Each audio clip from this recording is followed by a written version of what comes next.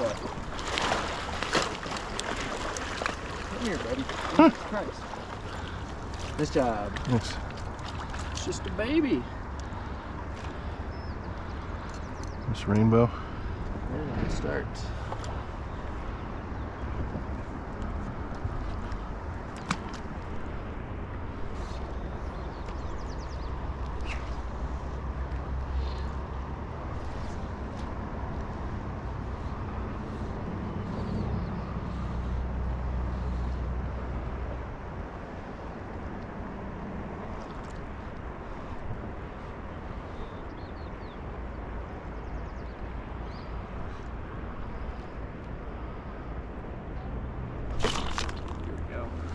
Oh, it's rolling like a bigger fish.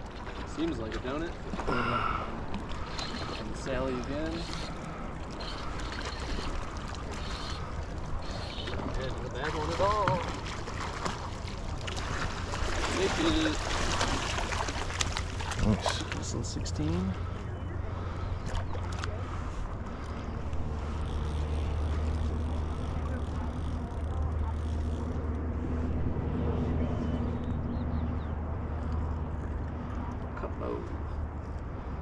Oh, nice. I'll hold this. Thank you. Yeah, decent fish.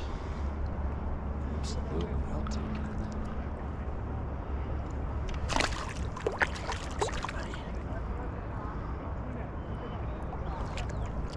Awesome. Nice. Nice work.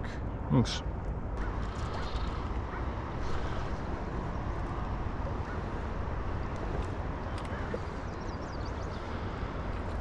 I guess the big ones are probably already in their spot, right? Yeah, the big ones are hugging the bottom. And a lot of times I find we get the small ones out of the way, and then we start finding some more substantial fish as those more willing fish kind of get pushed around.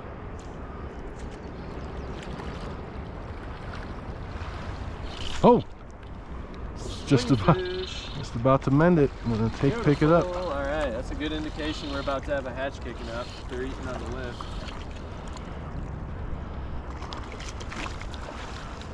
Sweet. On the Sally this morning. Love it.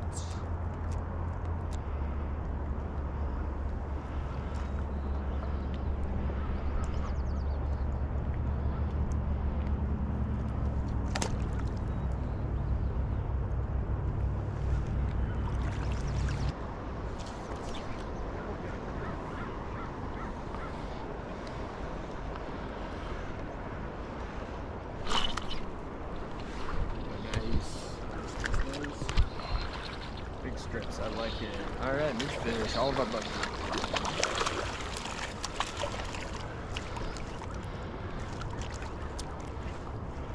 Another barely moved. Yeah, real subtle. A lot of times we'll see those bugs go by them, they'll follow them, they'll eat downstream. I find that quite a bit when we get those downstream movement eats. They are subtle.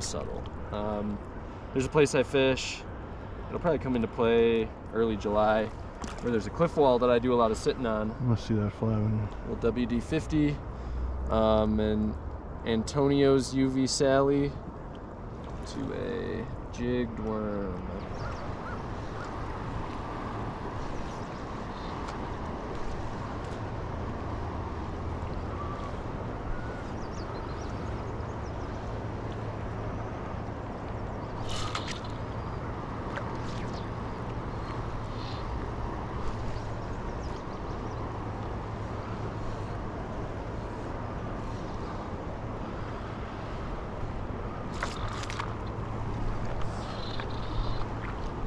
That's like a little drop off right there, right? Yep.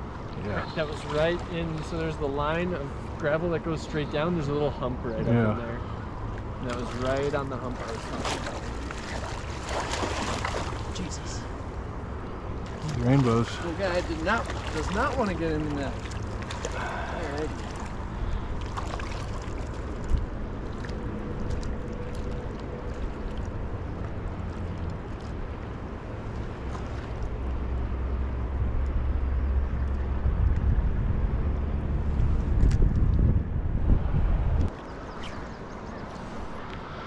But yeah, it was cool.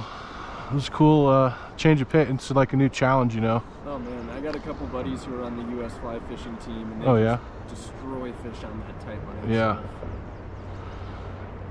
Yeah, it makes sense that you would be like we're basically within like some certain range here, right? That is not going to. We're within that like 2 rod lengths. It's super productive. No, I mean like the depth that these flies are traveling mostly, versus being able to like lower your rod or raise your rod and go. Yeah, the like, depth adjustment portion is super cool. Real productive in like pocket water for sure. Yeah. Thank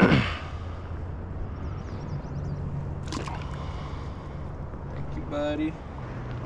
The amount of fish that are in here are like preposterous this time of year. There's probably, from the water we're gonna cover, we'll probably cover like 1,000 plus fish. Nice. I like those odds. Yeah, I mean it's great when we have this on this time of year. Like it's hard to beat.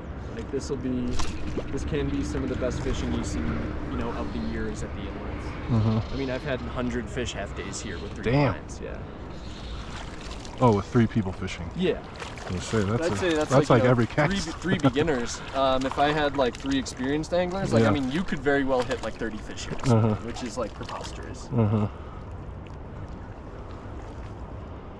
Let's at the stonefly again. Yeah, I ate that little yellow Sally. That's a good one. I'm gonna ditch that worm. Yep. Big trip out here yesterday. It was 7 people, but 5 of them were like under 12. Hold on, at one time, just for you? 3 guides took it. And man, it was unfortunately I was with 2 older guys, so I got stuck with the kids. And man, it was just all day of tangling. I probably went through a whole spool of tippet at least. Jeez. You know, and they didn't have any regard for people walking behind them. I probably had like 10 rigs bounced off me yesterday. Sorry, I laughed. Oh no, dude, it is fun. And they just did not care at all. I'm like, you guys know where I'm walking, like watch out. And they would just rip a cast right into me. I felt like I had like spider bites all over me. I was whacked with so many tungsten beads yesterday. Well, I'll try my best not to hook you today. Oh, dude, it happens probably twice a week. I'm used to it.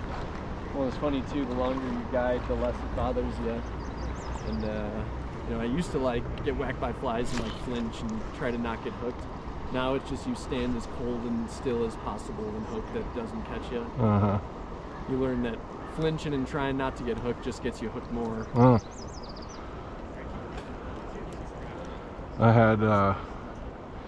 I've gone up to the South Fork of the Snake a bunch of times. Well, not a bunch, like 3 times I think. And one of them, when we got out, there was a girl that had a bead head like right here in her cheek, and our guide took it out for her. Yeah, I had a lady, she sunk a big like size 8 path right into her face the other day. She was laughing about it though. I'm like, that's a big fly to have right in your face. Just leave it, it's a piercing now. It was kind of fun. Oh, they're getting hot on that worm, huh? Yeah, worm bites getting up for sure. Tangle mane. Well, that one looks like more chromy. Yeah, it's almost like a kokanee. So I find, and in my philosophy, is that a coke? No, its eye is too small.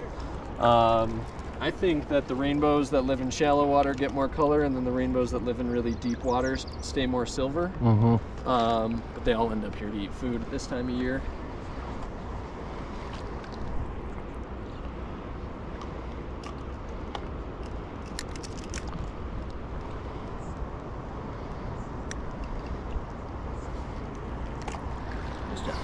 Thanks.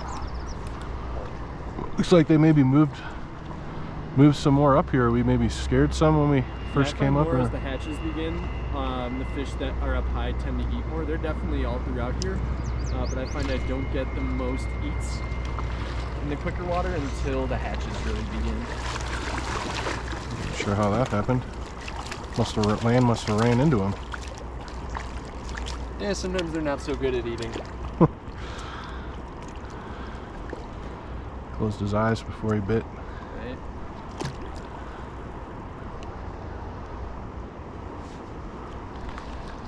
trip on the Gunnison Gorge. Oh, nice. How was that? That was incredible. Is it really high there too, though? No, so they dropped it to 600 5 days before I went, from like $4 grand. And they dropped it to 6, and we ran out there, and just insane amounts of bugs. Every fish is fired up and crazy mean and fat. Like, nice. It's like what you wish every watershed was like. Yeah. The water's beautiful, like turquoise green, 4 feet of viz.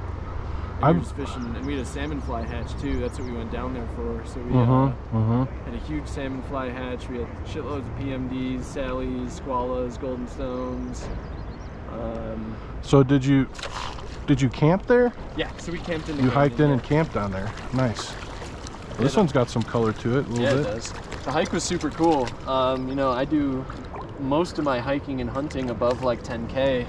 So I'm used to just having the crap kicked out of me all the time. And down there we were at like 5